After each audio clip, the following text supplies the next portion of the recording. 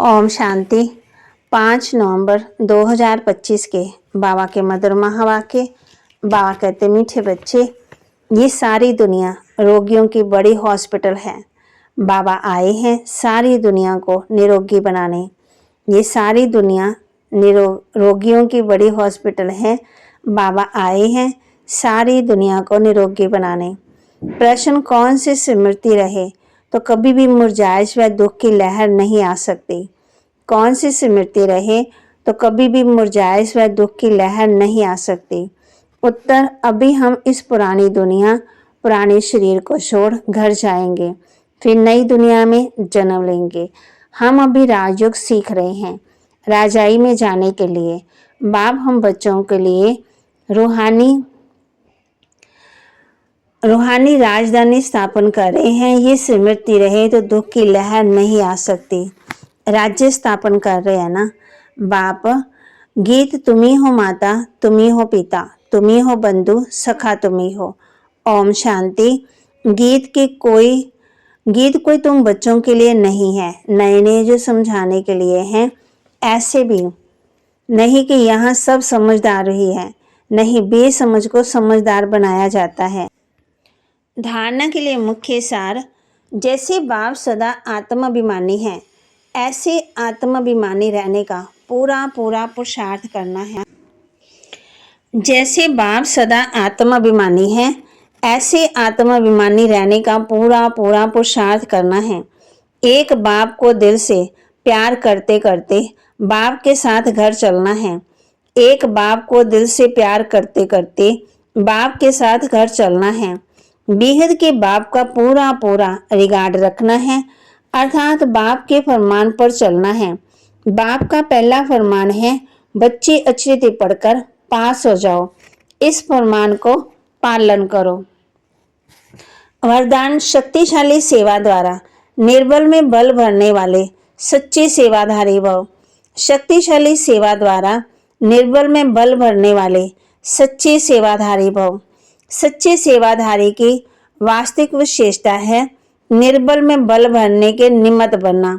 सेवा तो सभी करते हैं, लेकिन सफलता में जो अंतर दिखाई देता है उसका कारण है सेवा के साधनों में शक्ति की कमी।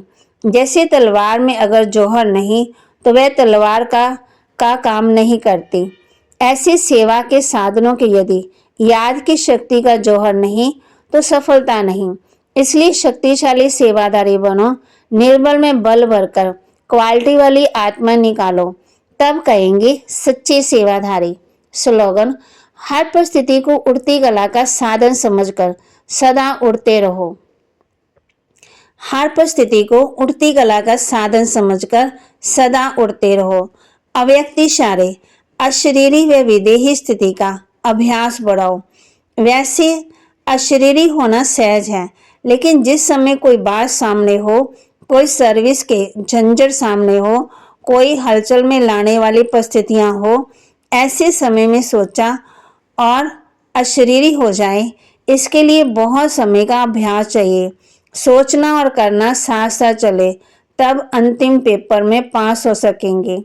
सोचना और करना साथ साथ चले, तब अंतिम पेपर में पास हो सकेंगे। जब तक वापस चलो तब तक इस शीशी दुनिया में रहना पड़ता है। पहले तो देही अभिमानी से देही अभिमानी बनो, तब तुम धारणा कर सकते हो और बाप को याद कर सकते हो। अगर देही अभिमानी नहीं बनते तो कोई काम के नहीं। देही अभिमानी तो सब हैं।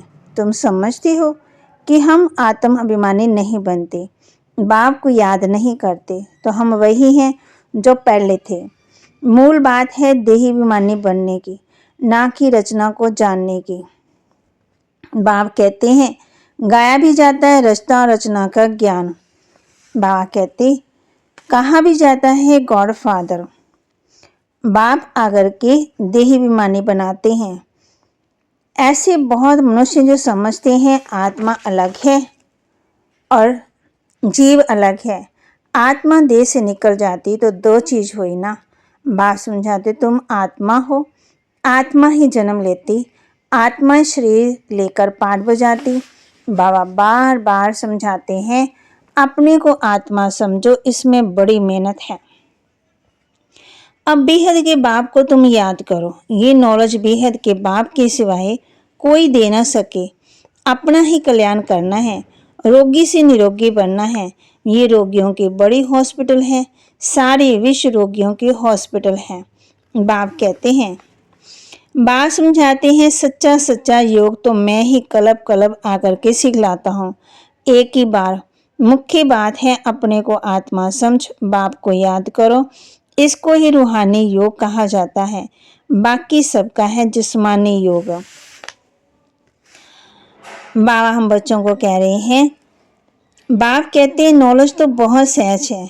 ये है पवित्र बनने की नॉलेज, मुक्ति जीवन मुक्ति में जाने की नॉलेज जो बाप ही दे। बाबा के महावाक्य को लाइक करें, शेयर करें, सब्सक्राइब करें और अपने जीवन में जरूर धारण करें और कमेंट में ओम शांति जरूर लिखें। बाप कहते हैं, दुख में सिमरन सब करते, सुख में करे ना कोई। यहाँ दुख है इसलिए याद करते, भगवान से कुछ मिले। वहाँ तो सब कुछ मिला हुआ है। तुम कह सकते हो हमारा उद्देश्य है मनुष्य को आस्तिक बनाना, धनी का बनाना। अब भी सब निर्धन के हैं। सुख शांति संपत्ति का वर्षा देने वाला बाप ही है। ओम शांति।